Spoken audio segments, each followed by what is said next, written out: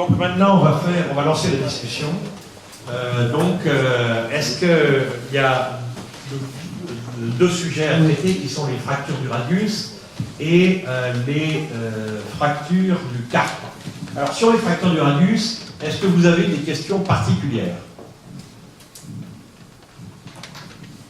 Le but, c'est que vous parliez un peu. Hein. Parce que si vous ne parlez pas, on vous coupe la langue. Non, même si vous dites des bêtises, ne vous inquiétez pas. Oui, on en dit plus que vous. Donc moi j'en ai une quand même à Philippe, qui, avant de lancer cette discussion, c'est quand même, pourrais-tu nous préciser l'intérêt d'ouvrir moins? C'est provocateur. Pourrais-tu me préciser l'intérêt d'ouvrir plus? Parce que toi qui as... moi j'ai appris grand chirurgien, grande incision. Bah oui, mais maintenant c'est fini, c'est grand chirurgien, petite incision. Toi qui fais les arthroscopies pour aller mettre des implants de pyrocarbone, je ne vais pas t'expliquer pourquoi il faut mettre des... Non, je sais, mais j'aimerais que tu le reprécises à nos amis. Oui, alors l'intérêt de faire les petites... d'abord c'est esthétique. Et les patients, je ne sais plus qui a dit ce matin, je crois que c'est Léguer qui a dit ça ce matin, disant que les patients sont exigeants aussi sur l'esthétique. Et Raymond Villain, qui est fondateur de SOSMA, disait l'esthétique est déjà une fonction. Donc, si on fait des petites incisions, c'est quand même mieux que de faire des grandes incisions. Pour le patient, donc, il y a ce côté-là, mais aussi, il n'y a pas forcément. Les patients ont moins conscience d'avoir été opérés d'une grosse fracture avec une petite incision, qui est la même que celle d'un carpien par mini open. Et donc, ils ont tendance à utiliser leurs mains beaucoup plus rapidement. Donc, l'intérêt pour le patient, c'est ça d'abord, c'est d'avoir une conscience d'avoir une fracture finalement pas si grave, et en plus un aspect esthétique. Pour le chirurgien, l'intérêt de la voie d'abord mini-invasive, c'est que paradoxalement, on en parlera pour le Dupuytren peut-être, paradoxalement, c'est plus facile de le faire avec une petite voie d'abord qu'avec une grande voie d'abord. Une fois qu'on a maîtrisé, bien sûr, la courbe d'apprentissage. C'est-à-dire qu'on a appris à ne pas mettre les fléchisseurs sur la plaque, et que, voilà. C'est plus facile parce qu'on respecte les tissus qui entourent les différents fragments. Mettre la plaque sous le carré pronateur, ça empêche la plaque, souvent elle se balade à droite et à gauche, elle ne peut pas beaucoup bouger. Et puis surtout, le ligamento-taxis, c'est-à-dire que les fragments articulaires sont toujours maintenus par toutes leurs attaches ligamentaires et musculaires avec le carré pronateur, et ça rend la réduction beaucoup plus facile. Donc voilà, c'est toutes ces raisons qui font que... Et puis il y en a une troisième, c'est que on a l'impression de s'amuser aussi. Hein, Est-ce que j'ai une question à tous ceux qui sont là. Qui opère des fractures du radius? Levez les mains. En gros, tout le monde. Qui met des plaques systématiquement? Ah, quand même. Et qui met des broches? Plus personne ne met de broches? Des menteurs, hein, parce que j'arrive pas d'avoir des cas vicieux là, sur des broches. Il faut bien qu'il y en ait qui les mettent. Et qui les met par voie mini-invasive? Normalement, il devrait y en avoir au moins deux là, qui ne lèvent pas la main. Bon, c'est intéressant parce que le prochain, quand je suis arrivé moi, comme chef de clinique chez Thierry Judet en 1987, dans le service, il y avait interdiction de mettre du matériel dans une fracture du radius. C'était interdit par Thierry. On avait les techniques de Robert qui étaient de la flexion, il fallait faire passer le petit fragment, etc. Et donc, moi, je trichais, et je me faisais engueuler tous les matins, puisque je mettais des plaques, des broches, des trucs comme ça. Mais comme Thierry est un garçon intelligent, on a terminé avec des plaques devant, des broches derrière et des distracteurs pour les faire bouger tout de suite. Donc, vous voyez, on était un petit peu trop loin aussi. Mais c'est intéressant parce qu'il y a eu une évolution qui est, à la suite d'un travail de Knirk et Jupiter, une publication qui est en 1986, qui s'appelait LORI, Open Reduction Internal Fixation, qui a modifié complètement notre approche. Et c'est vrai que maintenant, on a un peu une obligation de résultat aussi, plus qu'une obligation de moyens. On va dans cette tendance-là, et il faut quand même réduire correctement et que les gens soient bien stabilisés.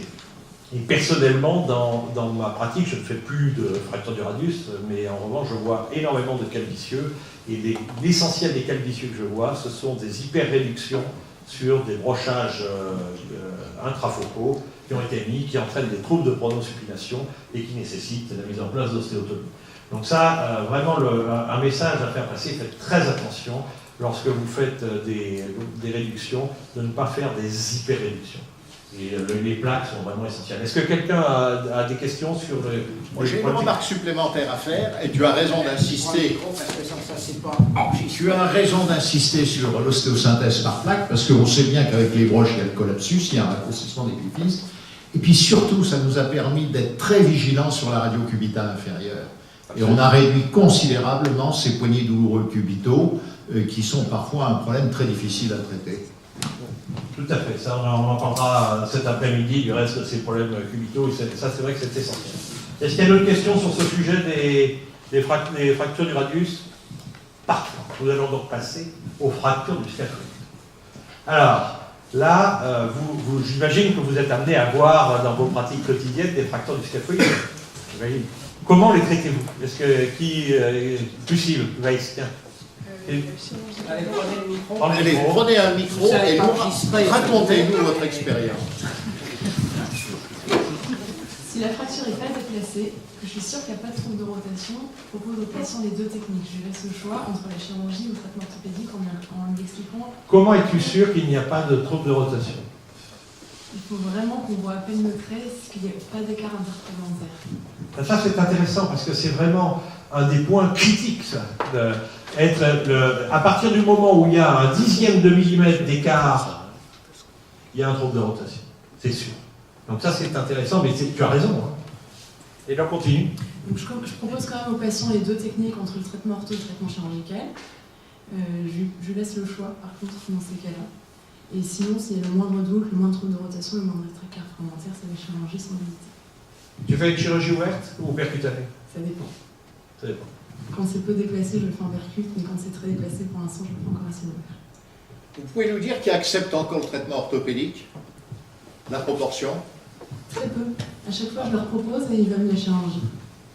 Ça c'est intéressant. Hein. Là encore, je me rappelle d'un article que j'ai de 1964, je crois, de Robert Judet dans les actualités de Garches. Article que j'ai, original, que j'ai retrouvé, grâce à toi, du reste, il me semble.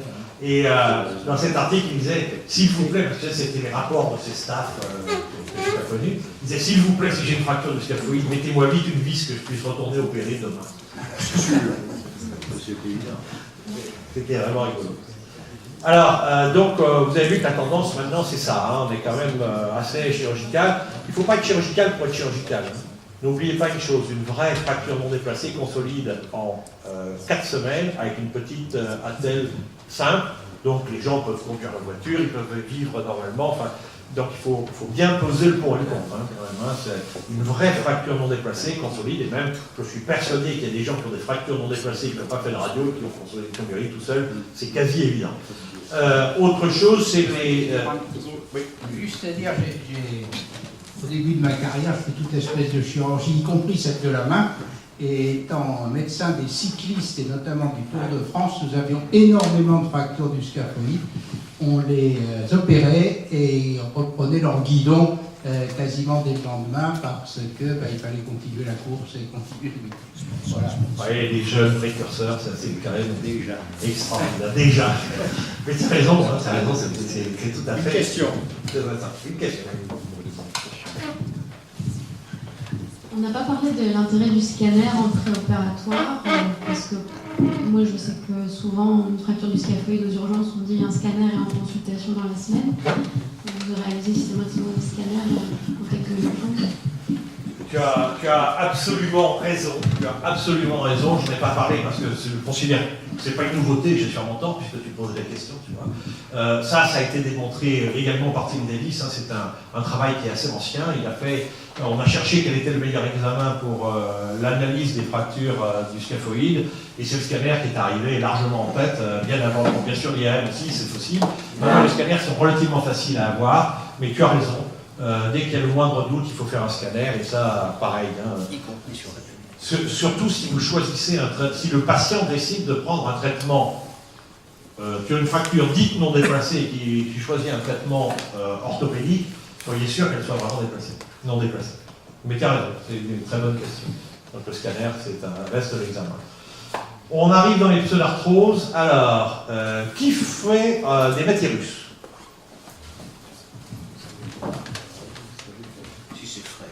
Alors, attention, tout ce que j'ai montré, c'est très beau. Pour moi, le matyrus est une excellentissime technique à condition qu'on en respecte les règles. C'est-à-dire, il faut d'abord un évidement du scaphoïde, une greffe iliaque, et là, il faut aller vraiment chercher du bon nonos et une fixation. Parce qu'à un moment donné, il y a un débat que, malheureusement, les plus anciens d'entre nous, j'étais jeune à l'époque, se rappellent, c'était entre ceux qui mettaient des greffes dans le scaphoïde et ceux qui vissaient les scaphoïdes. Et puis petit à petit, ceux qui vissaient le scaphoïde se sont rendus compte que c'était mieux si on mettait un peu de greffe, et ceux qui faisaient des greffes se sont rendus compte que c'était mieux si on fixait un peu le scaphoïde. Et en fait, ce sont juste des règles d'orthopédie de base. Un os, ça se greffe s'il y a une perte de substance, et ça se fixe pour le stabiliser. Ça paraît logique. Donc le matyrus reste une très bonne technique. Le problème, c'est que le matyrus, pour moi, est une technique contraignante pour le patient. On est obligé de l'endormir, on est obligé de lui prélever un greffon sur les iliaques, qui fait mal, où on peut en plus toucher un peu le nerf fémoro-cutané. Et donc j'ai toujours cherché des techniques qui étaient plus pratiques, et c'est pour ça que le greffon vascularisé par voie d'abord antérieure, c'est une seule voie d'abord, on traite les deux, il est en chirurgie ambulatoire, il part une demi-journée, en chirurgie loco-régionale.